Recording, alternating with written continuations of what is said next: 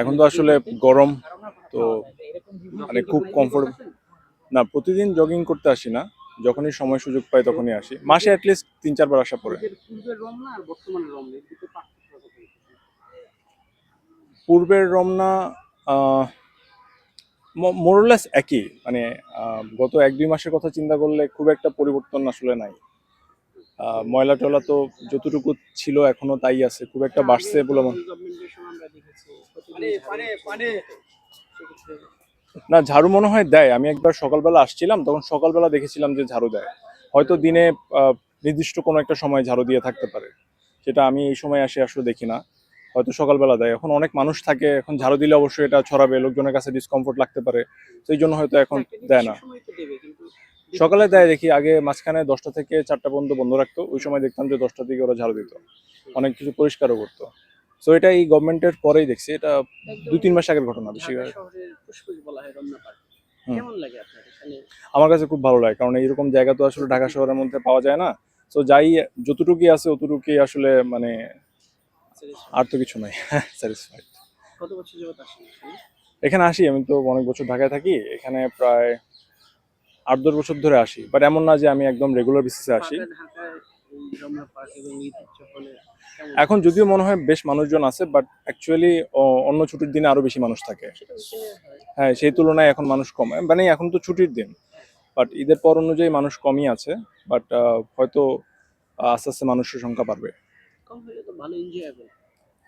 মানুষ প্রচুর আছে, বাট মানে অন্য দিনের, অন্য ছুটির দিনের তুলনায় কম আছে। হ্যাঁ, এনজয়েবল, বাট এখন মানে এই মুহূর্তে প্রচুর ঘামতেছি, আমি দৌড়াচ্ছিও, প্লাস মানে হ্যাঁ সবুজের সমারোহ আছে, মানে হ্যাঁ হ্যাঁ, পাখির কলকাকলি আছে। হ্যাঁ, আর একটু ক্লিন হলে ভালো হইতো, বুঝছেন, মানে এখন যেটা হয়েছে যে অনেক কিছু মানুষ, এখন আমরা নিজেরাও আসলে দায়িত্ব নিয়ে থাকা উচিত, যে কোনো কিছু যে কোনো জায়গায় ফালানো উচিত না, সবকিছু আসলে মানে কর্তৃপক্ষের উপরে চাপাই দেওয়ার দরকার নাই, নিজেদেরও সচেতন থাকতে হবে। হ্যাঁ,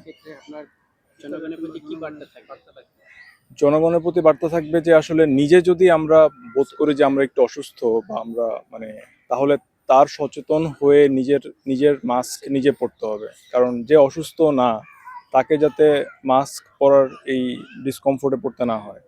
যে অসুস্থ বা যে অসুস্থ বোধ করছে,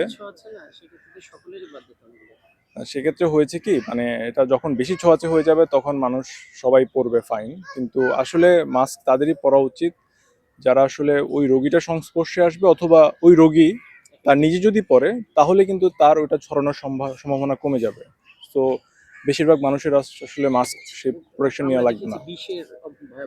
হুম।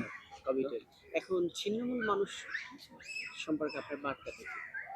যারা মধ্যবিত্ত, তারা মাস্ক পরে বা সচেতন থাকলাম যেভাবে, কিন্তু ওদের তো কোনো, ওদের জন্য আসলে এটা অসুবিধা, কারণ আসলে ওরা ওই মাস্ক কেনাটা তাদের জন্য, মাস্ক পিপলের জন্য এখানে নজর দেওয়া উচিত এখানে, এবং এই অ্যানালাইসিসটা করে যারা ভালনারেবল আছে ওদের জন্য এডিশনাল মেজার্স নেওয়া উচিত, যাতে তারা আপনার সেই প্রোটেকশনটা নিতে পারে। নিজের পকেটের টাকা দিয়ে তো আসলে নিতে পারবে না, সো তাকে আসলে ওই সরকারি সহায়তার উপর নির্ভর করতে হবে।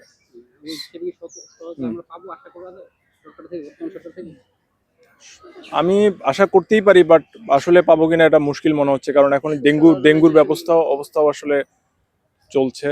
সো ডেঙ্গু নিয়েও খুব একটা তৎপরতা দেখতে পাচ্ছি বলে আমার মনে হয় না। হ্যাঁ, সো এখন দুইটা ইমার্জেন্সি যদি হয়ে যায় তাহলে আসলে একটা নিয়ে হিমশিম খাবে, দুইটা নিয়ে হিমশিম খাচ্ছে, এখন আবার রাজনৈতিক ব্যাপার স্যাপারও প্রায়োরিটি পাচ্ছে, সবকিছু মিলে আমার কাছে মানে মনে হচ্ছে না যে সবকিছু সঠিকভাবে সামাল দিতে পারবে।